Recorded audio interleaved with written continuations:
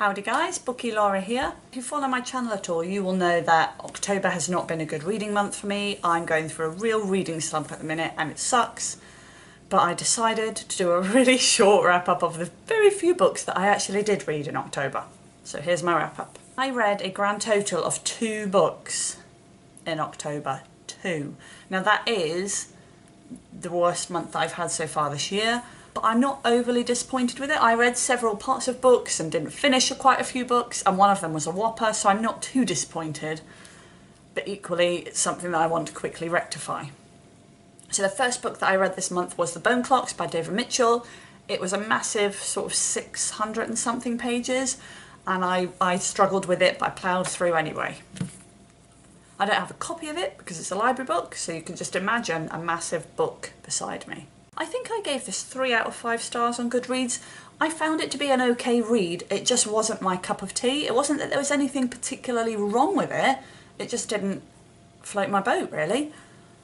I really liked the start of the book. I really enjoyed the start of the book. I found that the teenage character was very realistic, very much reminded me of a real teenager rather than a lot of YA have these incredible teenagers that are not realistic at all. But then the point of view changed. The story is told from the point of view of different characters over a big time period, and I didn't like that. I was actually quite happy with the story where it was going, and when it suddenly changed, I then had to get into a new character, and that happened repeatedly, and I just didn't like that style. I like to get really into one story arc, I suppose.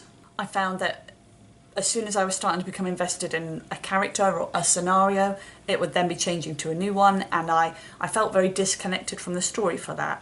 The sort of overall story, particularly the last section of the book, was really good and I did really enjoy, but there was just too many other perspectives and too much detail that I didn't enjoy to make me really enjoy the book. How many times did I just say the word enjoy?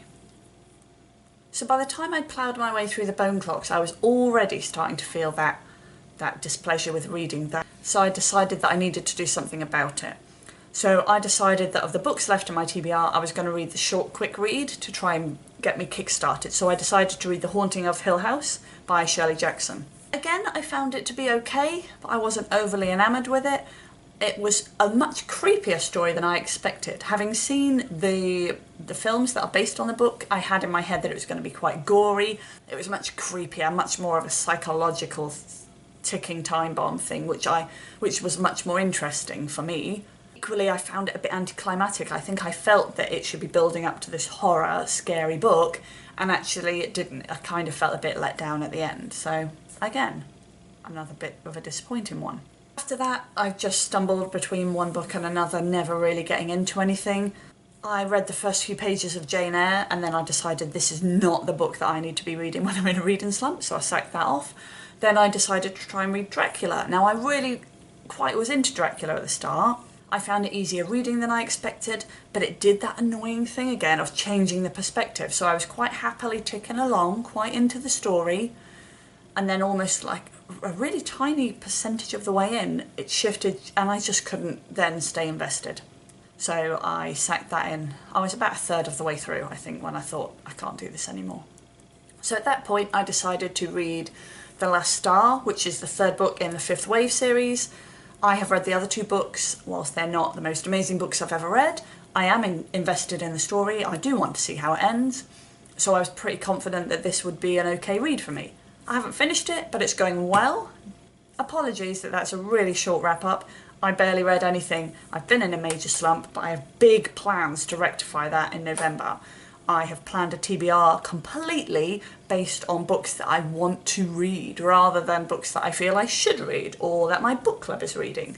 So my TBR will be coming up next week. Please check it out, and I will see you next time. Bye bye.